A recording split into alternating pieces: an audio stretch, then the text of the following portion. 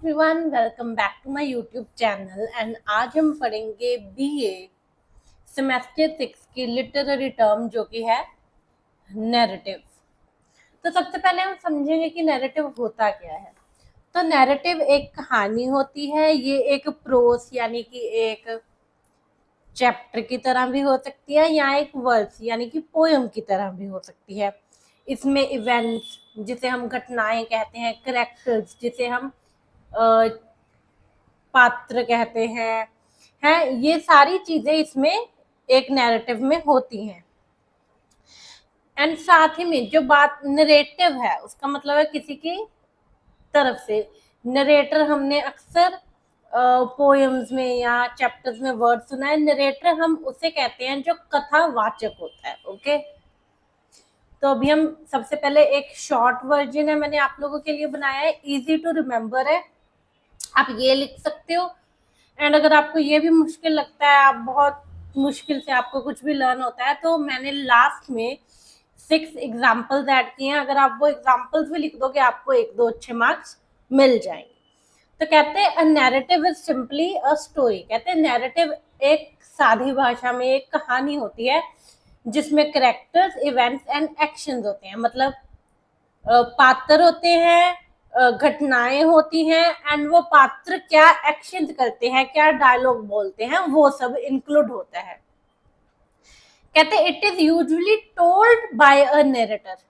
कहते जो कोई भी कहानी, जो नरेटर मतलब कोई हमें सुना रहा है, जैसे फॉर एग्जाम्पल चमकीला मूवी थी, तो उसमें वो चमकीला एंड उसकी वाइफ तो पहले ही मर जाते हैं, तो फिर उनका दोस्त कहानी सुना रहा होता है, तो उस वक्त उसका दोस्त नरेटर है।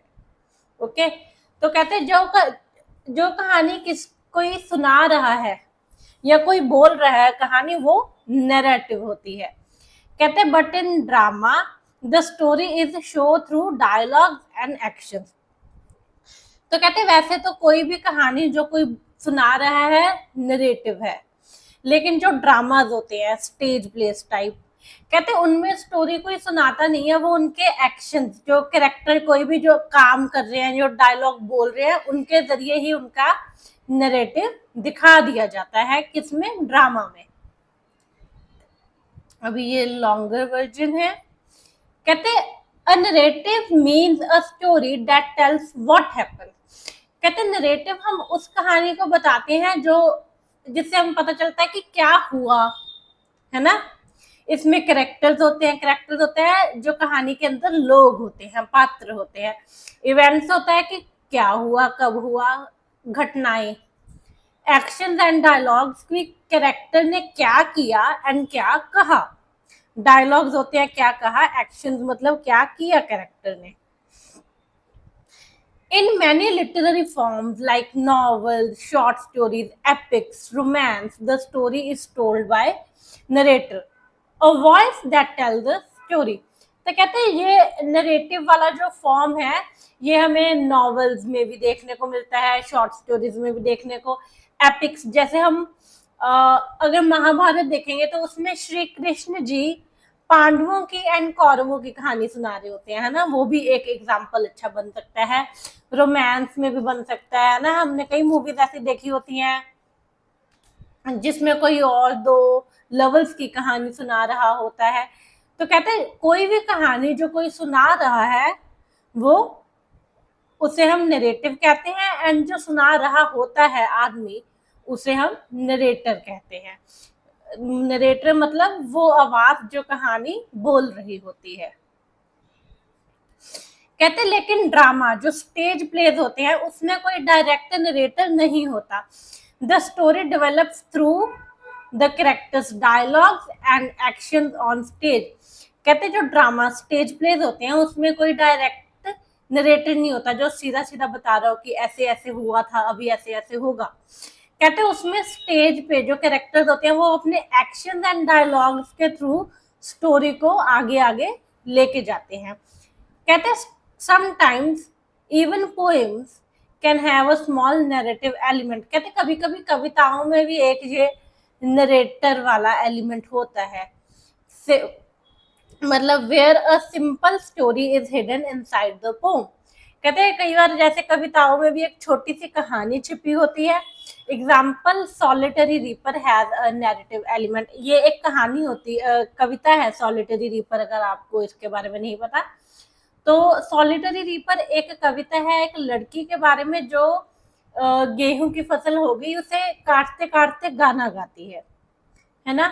तो ये इसमें भी एक छोटी सी कहानी छुपी हुई है, एग्जाम्पल है। अभी हम पढ़ेंगे नैरेटिव लिटरेरी टर्म के एग्जाम्पल। ये इंडियन टीवी शो है सेक्रेड गेम, कहते हैं इसमें क्राइम स्टोरी है जिसमें बहुत ही ज्यादा स्ट्रॉन्ग पात्र हैं, कैरेक्टर्स हैं, बहुत ही ज्यादा स्ट्रॉन्ग घटनाएं हुई हैं, इवेंट्स हुई हैं। सैफ अली खान वाला है, आप देखेंगे तो आपको और समझ आएगा।